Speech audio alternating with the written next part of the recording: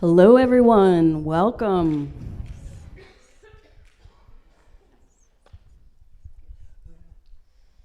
Good afternoon. Good afternoon and welcome. Thank you for joining us for this delightful event. It's such an exciting week, and I'm excited because of this week is our first deaf female president's installation. So let's have a round of applause for Bobby Cordano.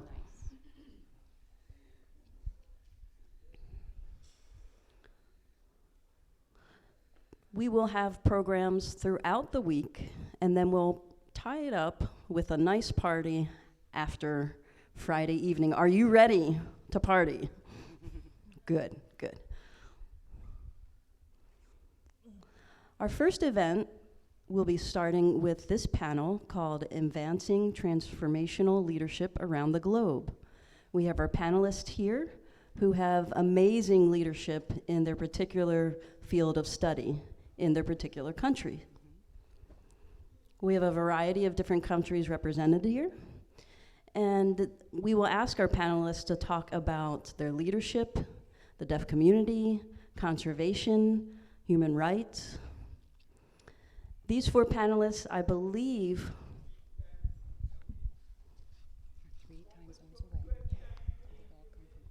they've all come from 3 different time zones, so we really appreciate you coming here and acclimating to the current time zone you're in. Before we go ahead, I'd like to mention 2 things. This is the International Week for the Deaf, and so it's a perfect time for us to have this panel and our president's installation.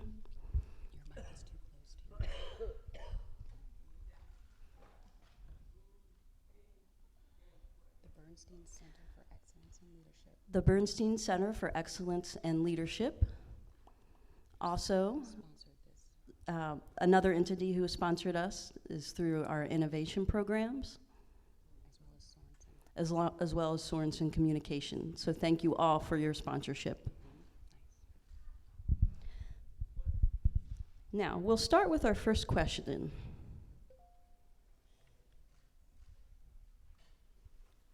I'll sign the question. You all are the first in your respective fields, just like our president, Cordano, is the first female deaf president at Gallaudet University. Now, looking back, what factors were responsible for being first in your field? Is there anything that you can pinpoint, any 3 things that could help us understand your journey? What would those 3 things be? For me, those 3 things would start with family and support from my friends and the deaf community. They advocated for me and others as well to encourage me in my success. Secondly, education is an important foundation to have language and access to education and language. And thirdly, passion. Okay, anyone else? For me, those 3 things would be similar to what Nancy said: a supportive family. Also knowing that in a world of hearing people, deaf people can do anything they want to. Also that sense of pride in being deaf. And if you have more than 3 things, I'm more than happy to hear those. I don't want to, place you in a limited kind of box, so to speak. First, I would like to thank Gallaudet University for inviting us for the events this week. Secondly, I need to take a moment to say that I have a lot to say. I will try to keep it short. First, the deaf community in South Africa appointed me to work as a leader in the community. And we have an organization which is very similar to the NAD. And I worked for many years within the community, and they lifted me. Also, we have staff within the organization, 82 staff members. And we work with 9 different provinces. And so with that support, we've been able to create a strong and robust program. And third, we have the World Federation of the Deaf. And the first gathering was in Africa in 2011. And they had been hosted in other countries, and it was finally in Africa in 2011. And that was an opportunity for us to engage as a community. There were 2,500 people attending, and hard of hearing individuals, interpreters. And if you're aware of the apartheid in South Africa and the experiences that created a lot of division among the deaf community. And so we've had to work together to bring the deaf community back together. And we did that through the World Deaf Leadership Organization.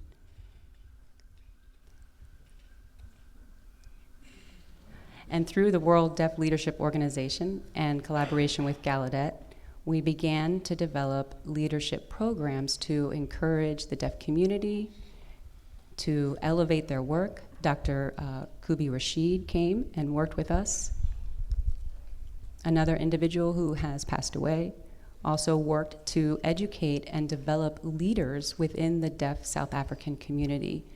And by visiting us and representing themselves as role models, then deaf people within South Africa then could succeed and work towards higher goals. Also recently, the South African deaf community has talked about the fact that we want sign language to be recognized as an official language. And so the 9 provinces have been pushing for the government to recognize South African Sign Language as an official language. And we are seeking to have that ratified. And it's not happened yet. We're still in negotiation. But it's through the work of the World Deaf Leadership Organization that we've been able to even get to this point of asking for our language to be recognized in our country. Did you want to add anything?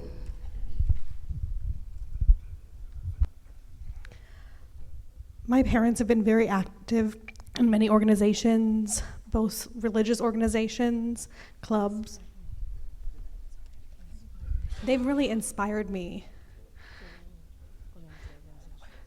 to be part of those community organizations.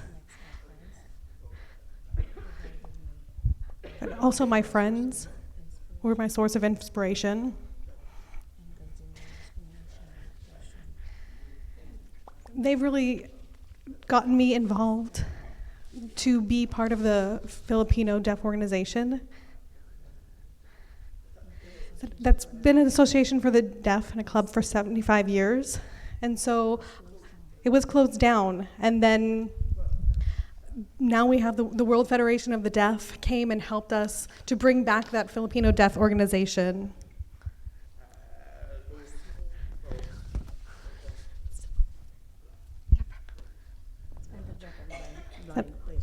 Also, a deaf priest inspired us as part of the community. Our community has faced several problems, but we've been able to make it through. We've also been focused on both human rights and language rights. You know, it takes a village to raise a child, and this is very true.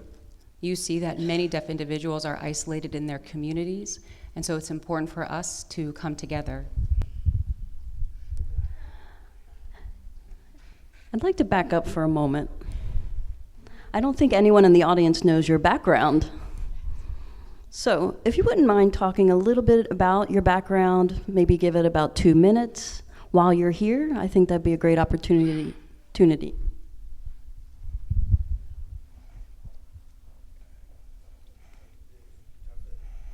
I graduated from a 2-year certificate program in accounting. And people saw me as having leadership potential.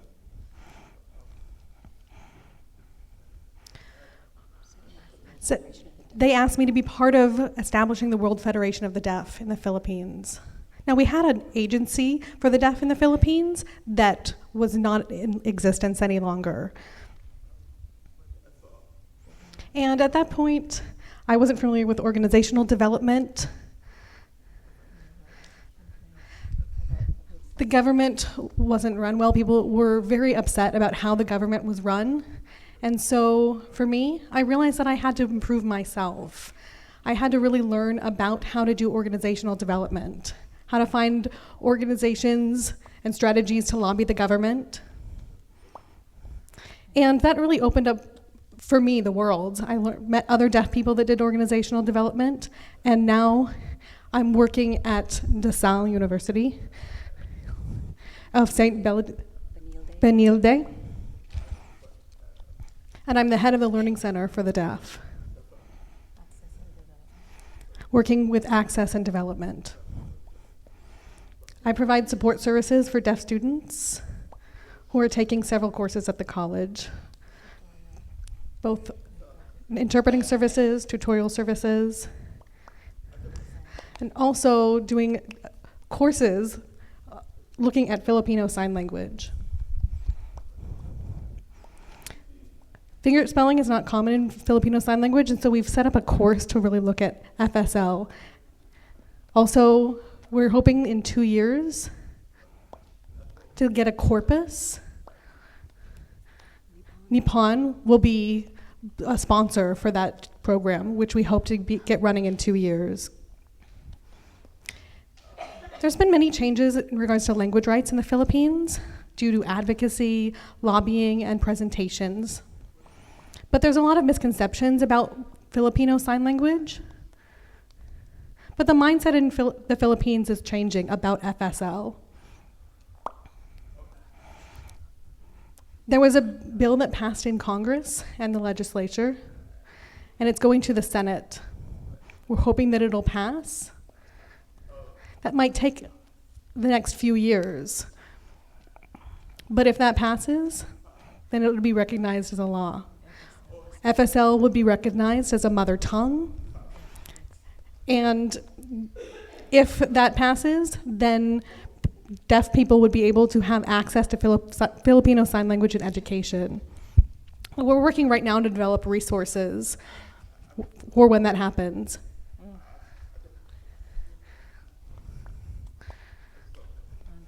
Also, there's an anti-discrimination bill that we're hoping passes. That's an anti-discrimination bill against gays and lesbians. And so there's many different organizations working on human and civil rights, and we're a part of that. So I'm really excited to be a member and working on all of those human rights aspects in the Philippines. My name is Nancy. I was born and raised in Canada, very cold climate. I've always loved animals. I've always been intrigued by them. I am mainly connected to animals, and when I grew up, I thought I wanted to be a vet. And my parents said, you know, you could do whatever you want, regardless of you being deaf or not. Follow your dreams. So that's what I did. I did well in school, graduated, went to the university, and studied medicine for a few years within their vet program. So that was pre-med, and then I got accepted to go into med school to be a veterinarian. Now, I was told that I would have to finish my bachelor's, or my BS, within a certain time period before I could go into veterinary school. Which would be a really lengthy process. So I decided to kind of reconsider. I worked in a lab. I worked closely with some of the other hearing employees. It was a very large lab. It had at least 2,500 employees there. There were students. I had to negotiate communication within those who were working there. I realized that working in the office was not really something that I wanted to do. So I was told that I wasn't stuck working in this environment, that I could do research And so I eventually went off and did some research, found what I really loved. There were a lot of barriers to working in that field because I'm deaf, and I didn't get a lot of support or feedback. I was trying to figure out how I could take these barriers down. People would look at me and say, gosh, you're deaf. Like, oh, you can't do that. You can't do this. And I can't stand the word can't. Because of how I grew up with my parents, how they empowered me and told me to go for my dreams and my goals, I was able to get involved and break down some of these barriers. Because of that, I've started fighting, and I know that information is power, and access is power. So I went to the deaf community who are suffering and oppressed. And when I do that, I see that their human rights are not being addressed. So I've gotten together with several people to combat this.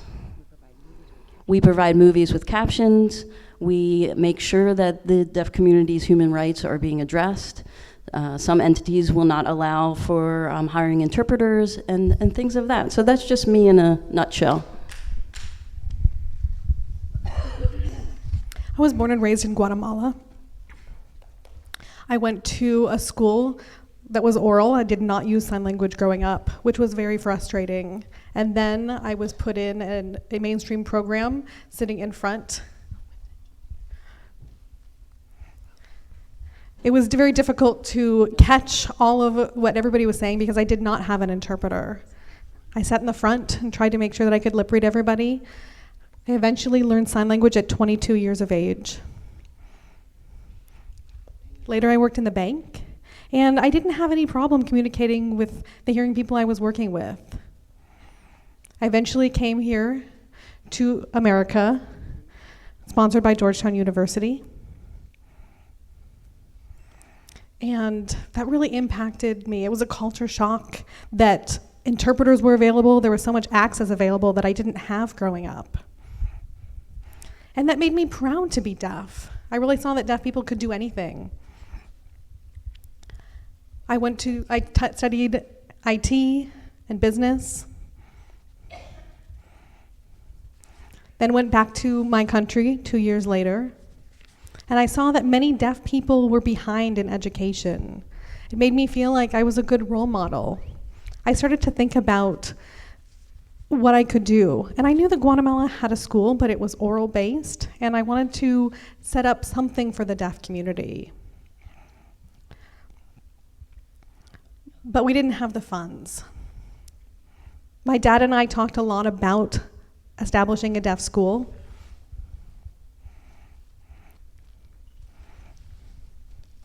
And there was one American who came along and sponsored us. It was hard work. But I could see that people looked to me as a role model, and I wanted to make sure that I gave back to the deaf community. The first couple years, it wasn't easy, but we had some success.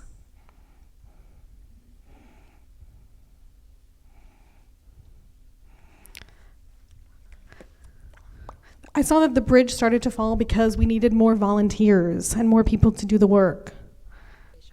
One bishop had contacted me who was from Gallaudet. I was also in contact with several other friends from America. Also, I want to thank the Peace Corps for helping to put the foundations back into the bridge. There's more work to be done, but we've had a lot of success. And I feel like hard work is just part of the process, and we'll never give up.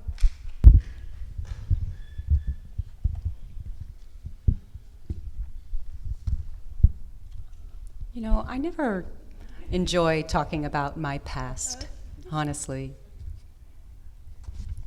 I have a very sad past.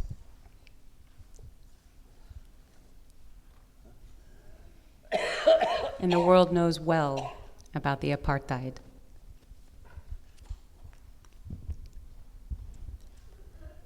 And that was based on the color of people's skin. People were divided and segregated, and it was very sad.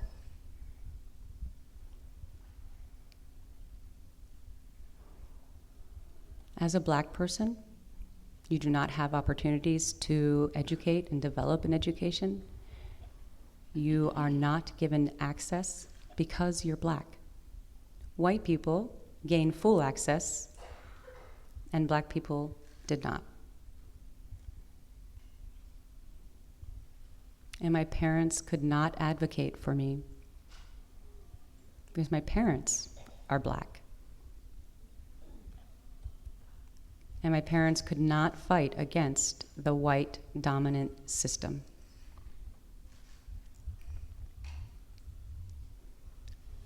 Black people were not allowed access to education, and the same is true for deaf people. Deaf schools in South Africa were segregated as well. You had white and Black, and also Indian deaf schools.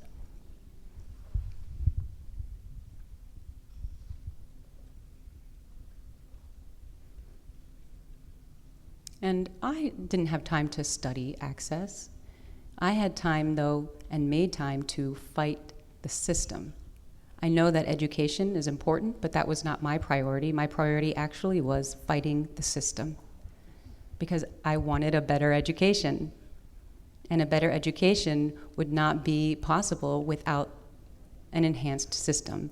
And this is because of laws preventing Black people from becoming successful. My parents tried to fight. They negotiated their way to a certain point to where the law would not allow them to succeed because they were in Black schools. And that was a struggle. There was always the struggle for better education.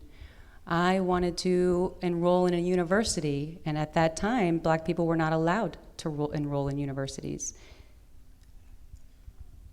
So I often studied outside of the university and studied abroad, or like other Black students.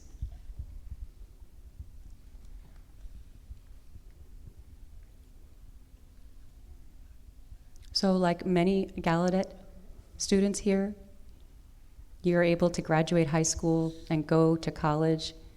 It's an incredible experience, but my experience was very different, knowing that I could not go to college after high school.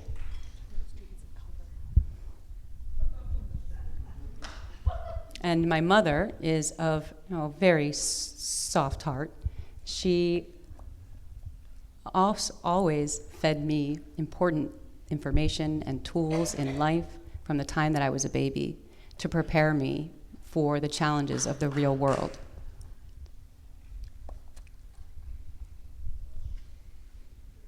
After school, I went into theater. I went to the National Theater of the Deaf. And that was my first time working with white people. In South Africa, remember, I never had even a class with white students. I was always around Black students.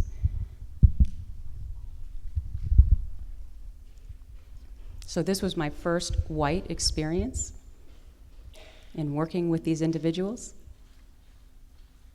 Also, I had never had a white girlfriend.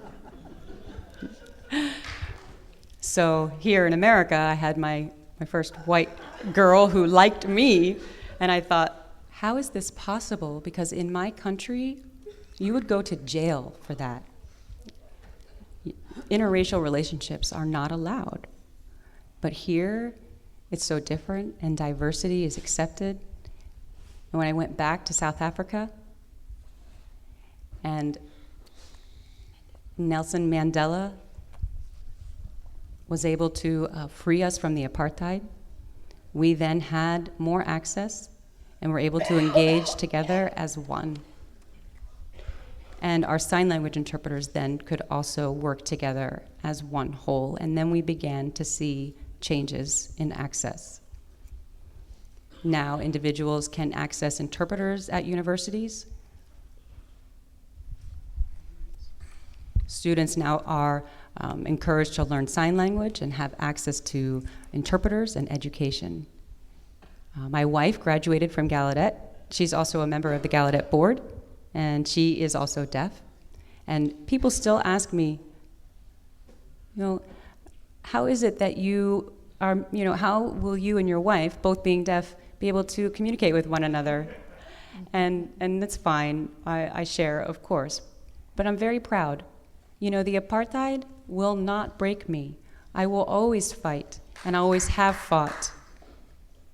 I've never allowed the lack of access to education define me. We are all equals. I am so glad that we are all here together today as equals. And we continue to fight the great fight.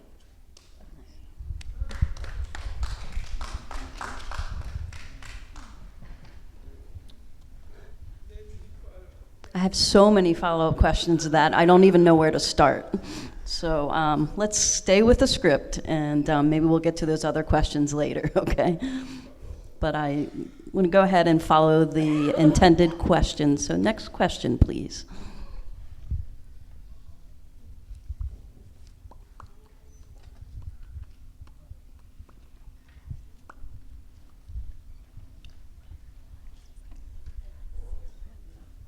Seems like we're having some technical difficulties. But the stories that you shared are amazing. Here in the United States, we still have some of the same struggles. And I can see some commonalities between all of your stories and experience.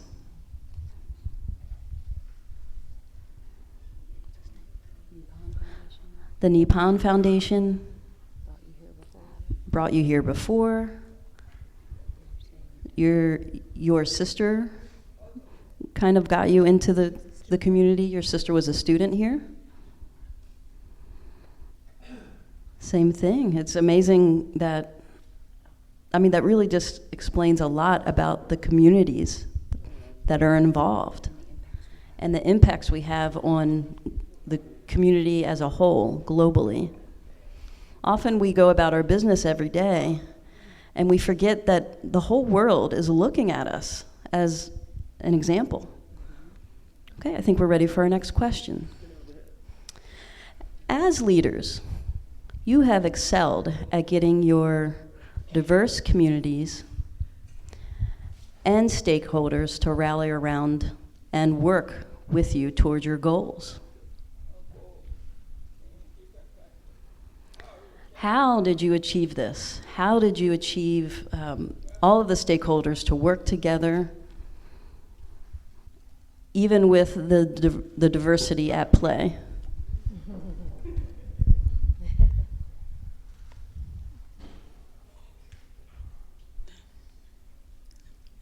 In all of my work, and with the WFD, as well as the regional Southeastern deaf community, we have many different languages, many different cultures. And you think about culture and language, and often the philosophies behind that are contradictory. In our community, we have passion. And there are different levels of that, certainly. And often the realities will conflict with what we actually want to do.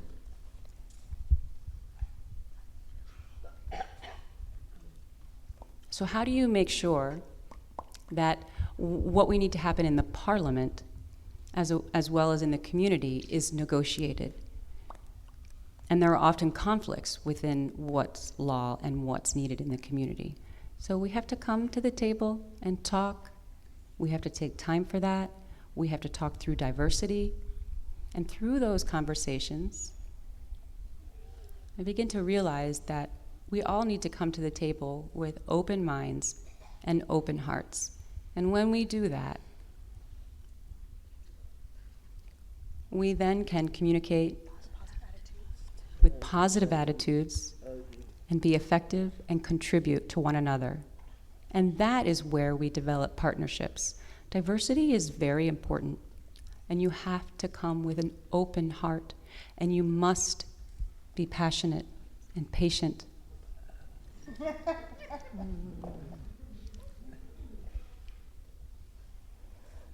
And if you come without patience, you'll find that the communication is not as effective. You have to understand, for example, people who come from Finland, they're very stoic in their expression. And then, of course, people who come from Spain are going to be very animated. And you have to be open to that. Everyone's going to come to the table with very different backgrounds and experiences. But if we can come together, we'll be successful. And that is my advice. Speaking of leadership, when you're on the front lines, it doesn't always work when you're taking the lead in that sense. But to be behind the scenes, to support people behind the scenes in many different ways, shapes, and forms, is also a very powerful way to lead. To get people together, to get people's opinions and perspectives and engagement and investment to come together to make decisions as a whole. If someone asks me my opinions and my thoughts, that makes me feel good, and it makes me want to participate and be involved and engage collaboratively. So leading is successful if you have others to be involved. It's not just a one-person show.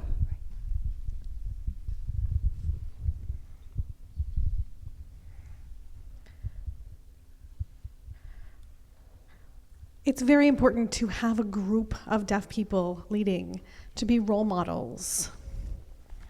Also, having that motto of never giving up, to always keep fighting, is so important. Now, with the Filipino Federation for the Deaf, it's not really about people looking at me for who I am, but it's about developing trust. Also about transparency and accountability. Those are all very important. The deaf community looks to me to talk about different issues that we're facing in the deaf community, such as Filipino Sign Language use in the community, gay and lesbian rights. But you're right, it's not easy to get everyone involved.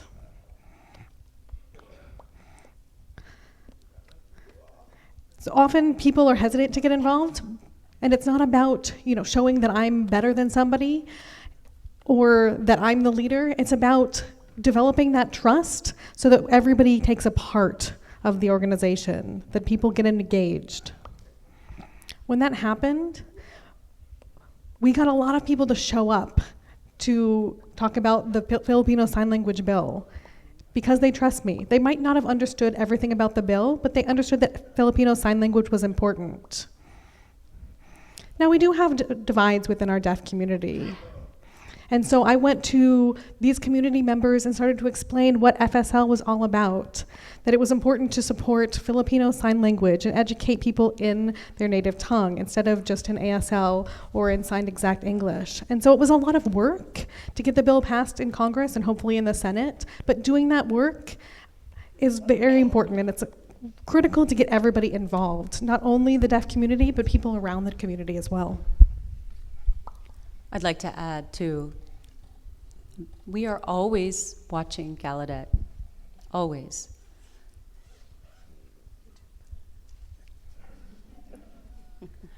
As well, Gallaudet puts out YouTube videos, and it's incredible. I always watch YouTube. We all share. If there are any issues that come up, it's shared and resolved. If there are issues with racism, any other types of isms or conflicts on campus, Gallaudet opens it up for rich conversation and dialogue and education.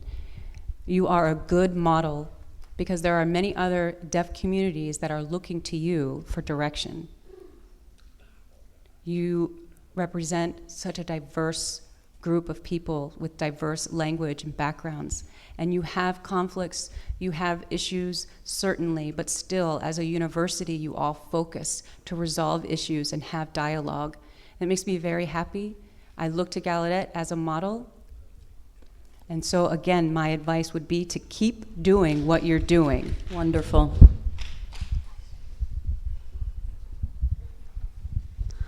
Well, I'm really thinking a lot about what you're saying. The information that you're sharing is rich. And talking about leading from behind and not being the one on the forefront can also be a type of leadership. You have to have confidence. I think that's the key. And trust. We've had trust issues in the past, of course, but we're learning and we're developing trust with each other. It takes patience, like you mentioned. It doesn't happen overnight. We do come impatient. We want things to happen now. We want things to happen yesterday. But also being able to listen and collaborate with one another as individuals, that's powerful. And I hope that we're recording this because I'd like to go back and watch your comments and learn from them. Okay, next question.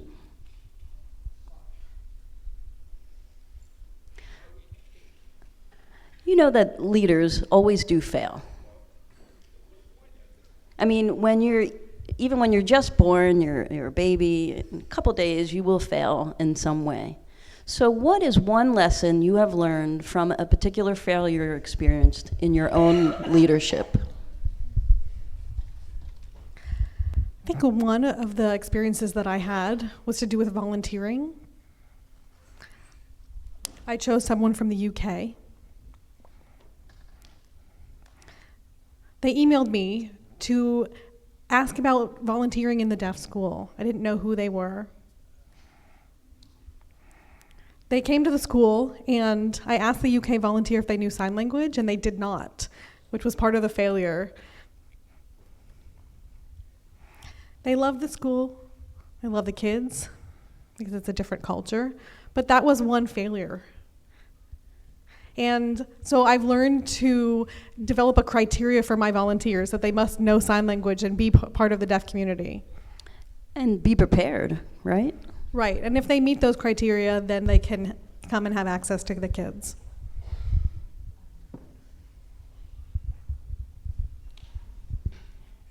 Number one piece of advice is listen.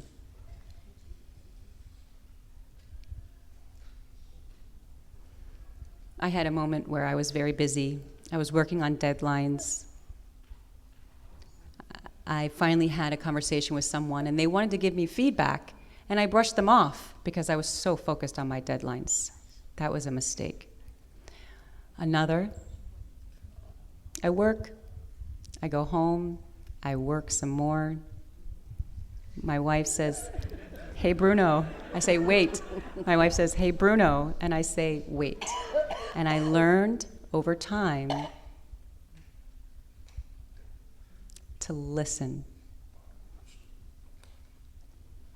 I might be the boss, I might be working at that level, but if your employees give you feedback and you don't take it as a leader, you failed. Being an effective team requires diversity in opinion and feedback is really important to make a team successful. I had family members giving me feedback and I didn't listen. If your spouse is giving you feedback, take it. So it's important to, from that I learned it's important to balance your life and your work.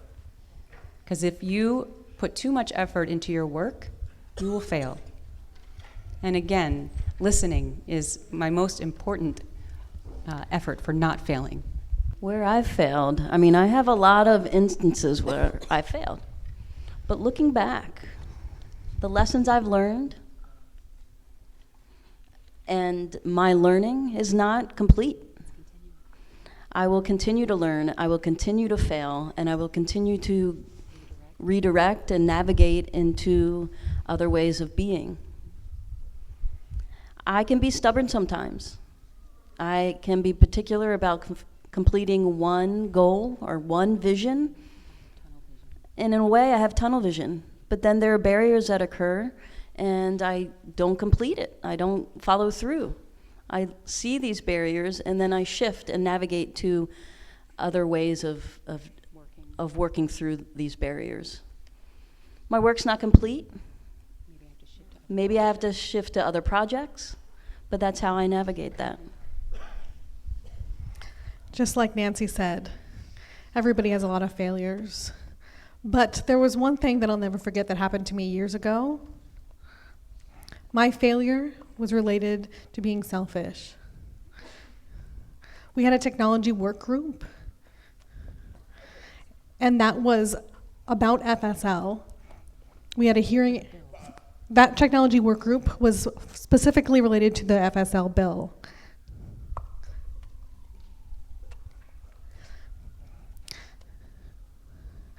People didn't want C or ASL to be added to the bill. They wanted it to the government to focus on passing just a Filipino Sign Language bill. There was a lot of argument when it went for the first read. And we thought, maybe we're failing at this bill because we're too selfish. We went back to the group for discussion. And we recognized that it was important to let the schools make a decision about what language they would use, especially those private schools. Private schools would not be required to use ASL, or to use FSL. But we learned that it was selfish to ask for FSL to apply to everything. We're hoping that because Congress has passed it, that same will happen in the Senate, but that was one way that we learned from our failures. Wow, so the lesson learned is just to go out and fail. Okay, next question. We talked about failures, but let's talk about what are you doing to ensure your continuation of growth and development as individuals?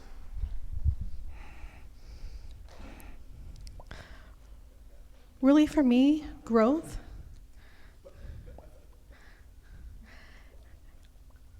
means that instead of being a complainer, I needed to stop demanding things.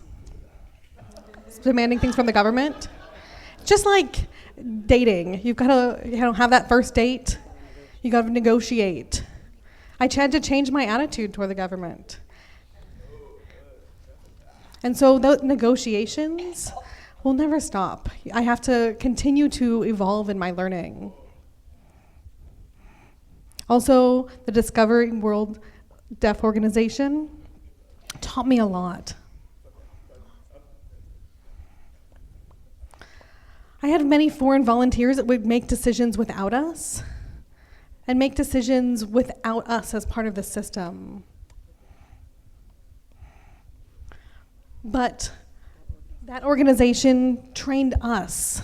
They shared with us. They provided consultation services to deaf Filipinos. They asked about our organizations because they knew that we knew our country better than they did.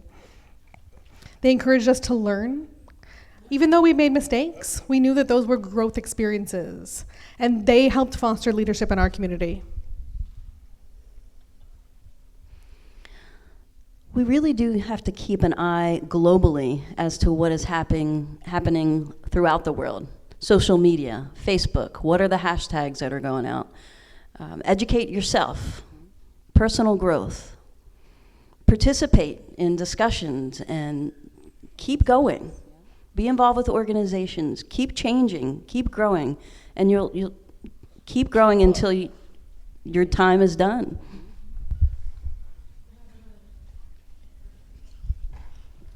When Gallaudet representatives came to South Africa for WDL, I believe that was in I believe it was 1989. 89. 1998.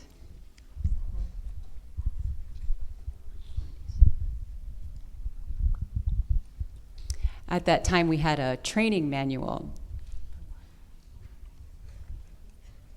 And it was basic and advanced. And today, we actually still use it, the manual that we got from WDL and the Gallaudet visit. Even though it's from 1997, we've actually added to it. We have evolved it. We teach women to empower them. And they train, and they run the trainings themselves and become leaders themselves. You know why I know this? I have a very good teacher, my wife.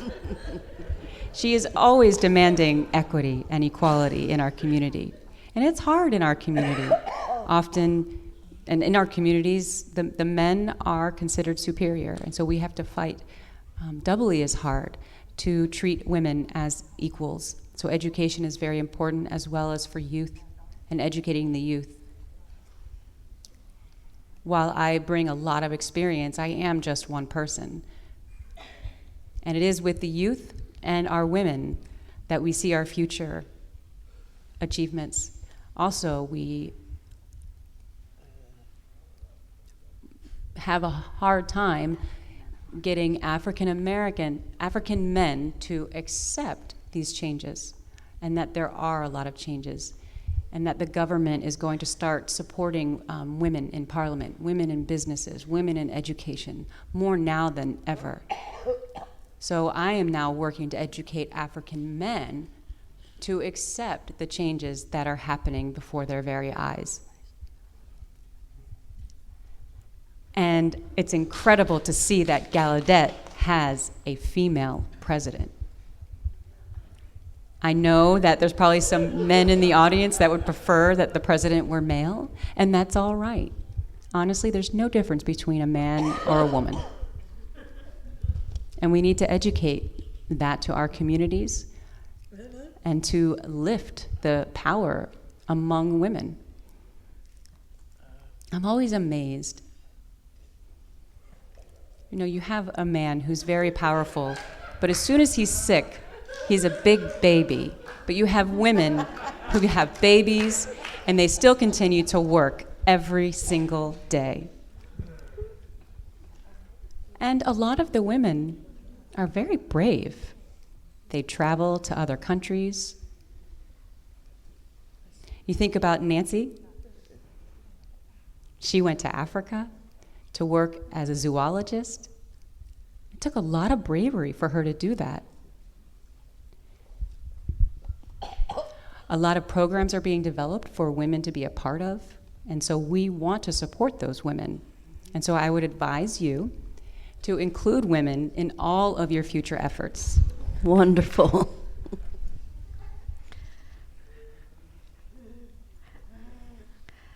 Really, in Guatemala, it's very similar to what you explained, Bruno.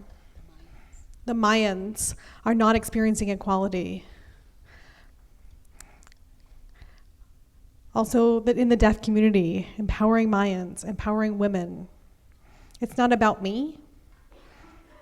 I have a lot of experience, but I need to pass that on to the deaf community, as well as the deaf Mayan community, to make sure that their future is secure, that they become the leaders. Like I said, never give up. It's something important to continue. I did want to add something. Sure.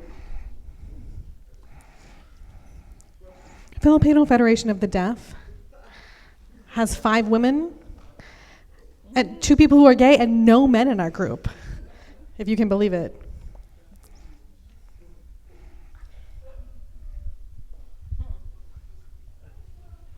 Something that struck me from your sharing. Knowledge is like a candle, turning on of a light, so to speak. You can share that flame, an ethereal flame. Now, you had mentioned the manual, which was from what, 1998? 1997, 1998? There was a Gallaudet professor here who is now since retired, but the 2 of us wrote this manual. And I actually forgot about it. And when he mentioned it, I thought, oh my goodness, he's still using this manual 18 years later. And we're all still going along just fine. So what we share and when we share it, it still is important, and you can still grow from what we're sharing with each other and collaborating with one another. You're still able to grow and move. So what you're sharing, we don't know what impacts that will occur with other people, but we share.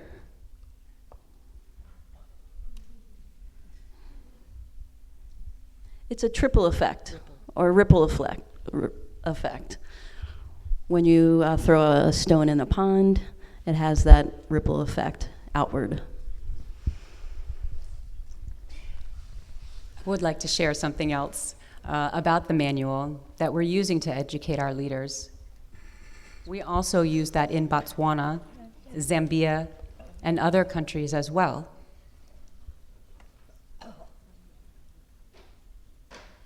Deaf people love leadership and to have diversity in leadership. It's like Animals. And it's like animals. Each group of individuals want a leader. So, for example, frogs, they love to complain, right? That's just the way they are. Elephants are very loud, and they like to take up space. They knock people out of the way. And a lot of deaf people are like that. When we begin to identify individuals with their animal partners or their characteristics very similar to animals, it allows us an opportunity to open up. And we actually use that as a foundation for some of our education. I always refer to WDL, as do many of us in South Africa. While you at Gallaudet may not be aware, we are very aware. We still do have the WDL program. I mean, there's been some adjustments, but we still have it. It still exists. Okay, next question. We want to make sure, though, the audience has time and room for some questions. So this will be our last question, official question for the panelists, and then I'll ask if you do have a question to please come up to the side of the room to address your question. Now, do you have any closing reflections or words of wisdoms for our community, and particularly for our students here?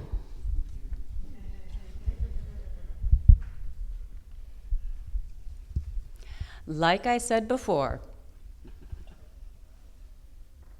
do not sit on your laurels. The real world is a tough place. It's challenging. The governments are challenging. Deaf people are challenging, and hearing people are challenging. There is no easy road. And you all are very fortunate because you have the Americans with Disability Act. Use that. Make that your Bible. Keep it in your pocket so you know where you're protected. Hearing people in the world don't know about the ADA, and it's up to you to bring that knowledge to the table. Second, don't judge deaf people. Look at everybody as equals.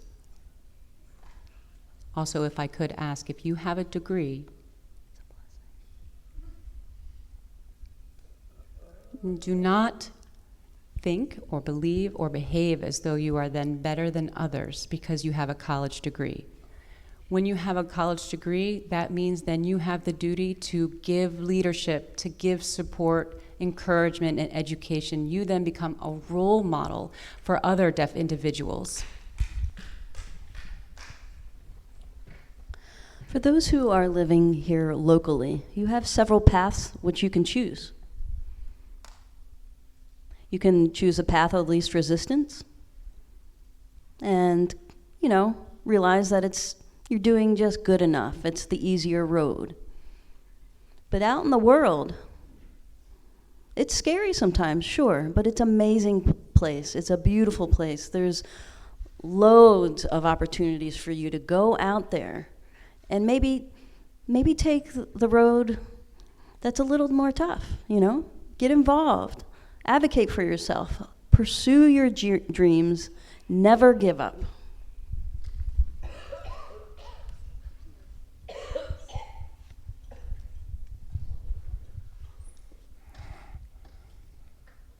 Deaf students here are so lucky because they have so much access.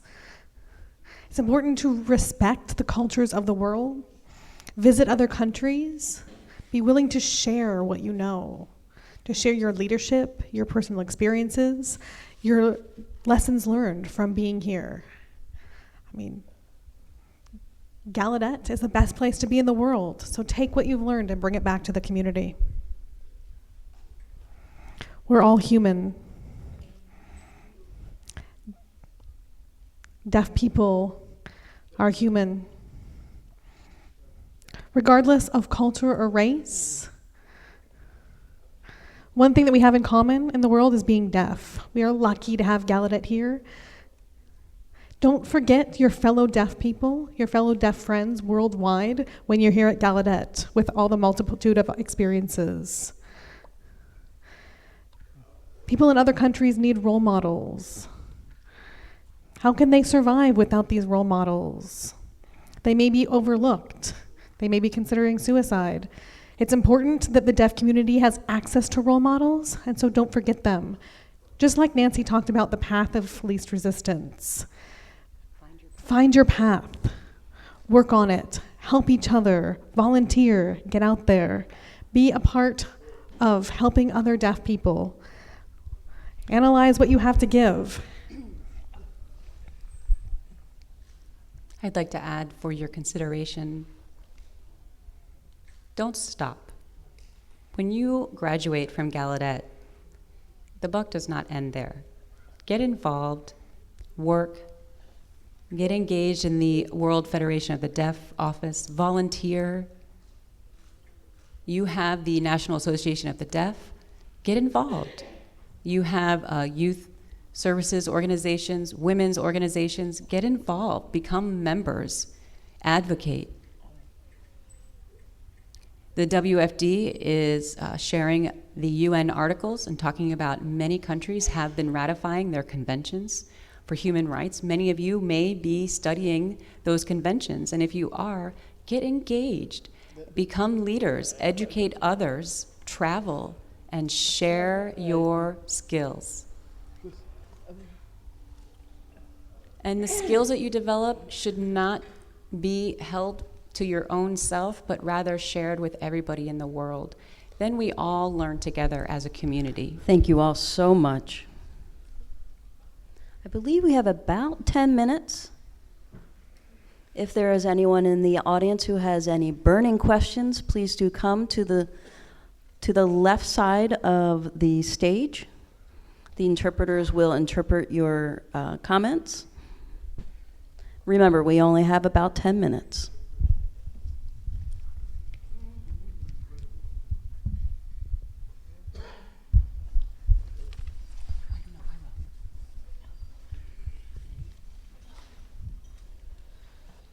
Hello, I'm Anna. I'm a fifth-year student. And there are a lot of students here in the auditorium who want to be just like you and across the world. So, what advice do you have for us while we are students? How can we contribute to the world while we're students? Take the opportunities. Don't say, oh, I'll just do that later and hang out with your friends. You might not get that opportunity back. Volunteer, get out there, and get more experience. Then you'll be able to figure out what are the things that you're passionate about. Never just sit and rest on your laurels, but take those opportunities. Did you all catch what she said? We may need an international interpreter.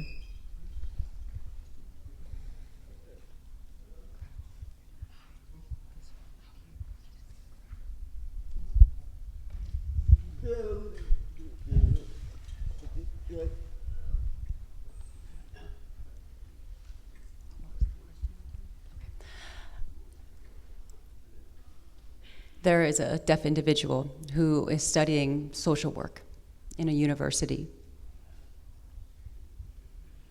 And after he graduated, this person is now working in the field of accounting. Yet he got a degree in social work and is now an accountant. And so I asked, how did he make that decision? And he said the same thing that Nancy said. An opportunity arose for him, and he went for it. And another opportunity arose because they have training manuals and programs in the accounting field that he was excited about, and so he decided that was the best place for him. And through that, you will start to narrow your focus and what you want to do. So I would recommend that whatever you've decided to study, that you also study in different disciplines as well, so that you truly understand yourself as a whole being and what you might be most successful in.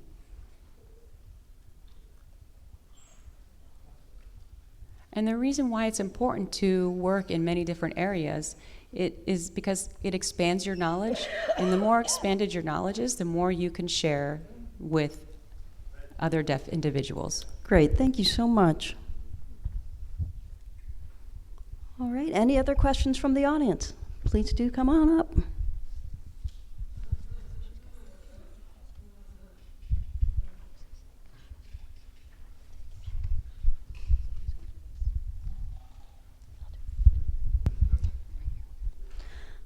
Hello, everyone. My name is Linda, and I was wondering about what kind of research you've been involved with. What kind of research do you do? My research is complex, but I specifically look at predators at the food chain, those animals that are at the top of the food chain, lions and hyenas, and I look at the competition between the two. Very interesting research. Okay, thank you.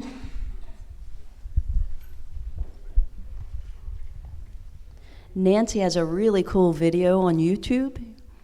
It's Facebook, actually, Kubi. Yeah, Facebook and YouTube, you might want to check it out. She created it for deaf children, and I believe it's open to the public. I did. It's a short pilot, and right now the second video doesn't have voice on it, but we will add voice to it. But right now, the first one is on Facebook. It's public. It's easy to find. But I created the video because I wanted to know how much the community that I was within cared and valued about animal preservation. So I have nieces and nephews and other children in the community who are very young, and I was sharing some stories. And I wanted to see how they responded. They were very interested. They wanted to hear more. So I knew that there was a desire for this information. And we talked about all of the animals in their village and the animals that were experiencing extinction. So we understood that that was important to educate. So my next project will be another video educating the youth. And part of my challenge has been finding vocabulary in the language that I'm in Botswana. So for example, bird. There's only one sign for bird. But actually, I might want to refer to many, many different birds, like flamingos or parrots. And so I actually need to be able to work with the community to expand on the vocabulary and signs that are applied to various animals. So you're maybe suggesting that there might be a new dictionary that would include some of those signed vocabulary, like robin or other types of birds like that, like cardinals? Is that what you're suggesting? It's not new, it's just something to add. Now, I understand that there is a group in Botswana of deaf scientists who are working on developing a dictionary and expanding these signs for animals. Wonderful, thank you.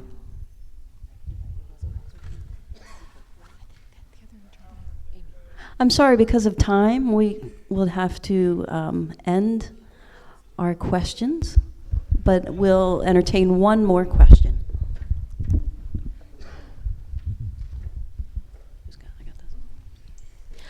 Thank you very much. My name is Linh, L-I-N-H. My sign name like this. I'm from Vietnam. I have two questions, very important. In Vietnam, we have many deaf clubs all together to advocate for the Ministry of Education and Training, to the Vietnam Federation of the Deaf and National College of Education. How we cooperate with one another to gain for the deaf community in Vietnam.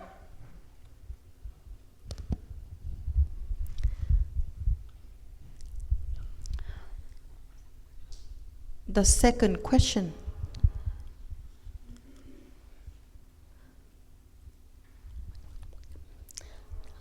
Now, the Ministry of Education and Training, they want to have the inclusive of education for deaf children in the whole country.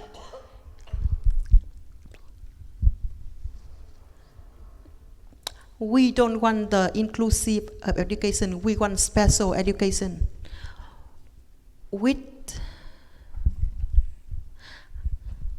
How can we resolve the problem so that we can achieve what we want?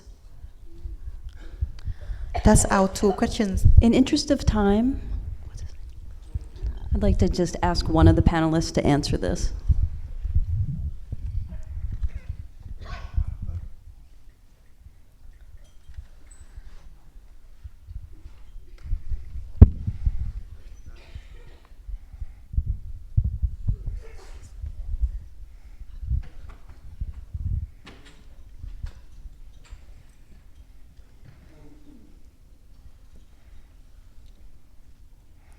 I think it's important to get members of the deaf community together to really explain why that's important to them before bringing it to your Ministry of Education. I know that's not easy and it takes time. It's a long process to get feedback from the community. It took us 20 years with the Filipino Association for the Deaf to really get the community involved. The community was disparate, and so advocacy and getting that strength of many people, we set up forums, presentations, got the information out on YouTube to try and explain why that work was so important. So you're gonna need to get the Vietnamese deaf community together and explain why Vietnamese Sign Language is so important. Get the input and the agreement from the community, write a position paper, and once that is done, you can bring that to the Ministry of Education, once you have everybody's input. Then you can have that official meeting and start the negotiations from there.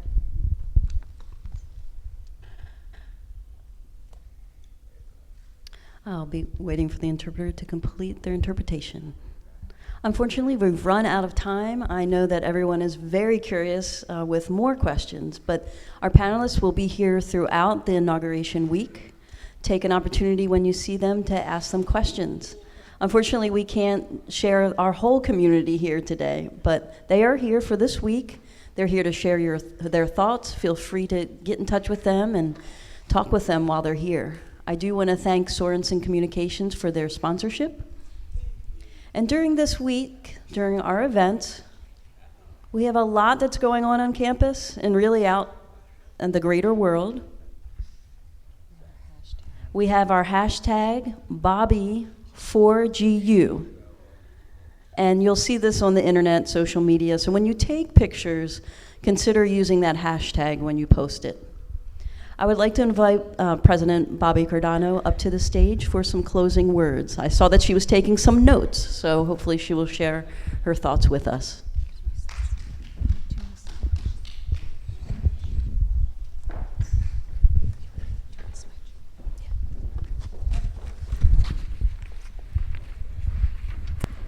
Panelists, I have to applaud you. What an inspirational message you shared with us. Truly, it's an opportunity now for us to try and summarize some of what I've learned from all of you in your comments this afternoon. First, to understand that leaders come from all over the world, as represented by all of you. Each of you coming from different parts of the world and leaders. We're honored to have you here sharing your wisdom with us, and thank you very much for doing so. It certainly means a lot.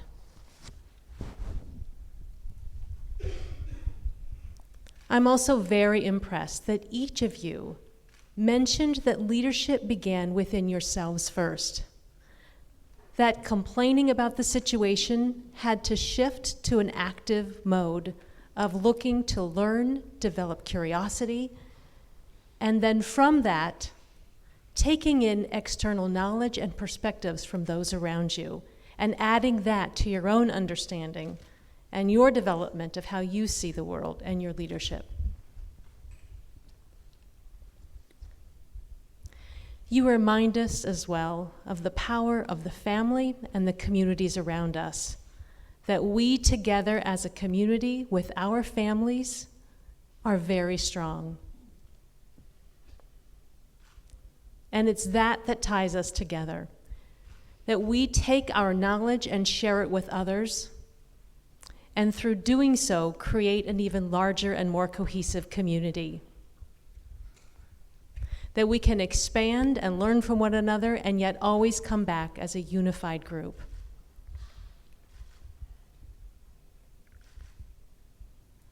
I'm deeply moved to hear your comments about Gallaudet. I think you represent or remind us that although we are situated here in the United States, we are a beacon. And we reach people not only in the DC area, in the region, in the United States, but people around the world. And we pass that torch from one person to the next as we share knowledge that's gained here with others. In our 152-year history, we realize the importance of continuing on with this legacy into the future. We are the only one of its kind. And I look to others to join with us as we share knowledge and create leaders throughout the world, so that there's not just one Gallaudet, but other places like Gallaudet around the world that disseminates knowledge to others in their respective countries. And that therein lies our challenge. As president of Gallaudet, I invite each of you to join our conversations, understanding better how we can impart our knowledge to others, and how we can add others to this understanding. You talked about the importance of YouTube and how that's a mechanism for sharing knowledge, and how we can use that as a vehicle for sharing information in our respective languages with others.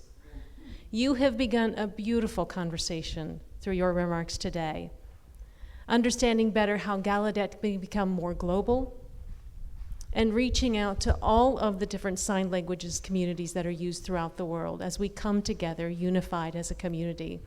It's not only an opportunity, but as well a challenge, and I thank you, to each of you, for sharing with us your knowledge today. I look forward to opportunities to interact with you, and I very much enjoyed having you on the panel today. Thank you so much, and congratulations.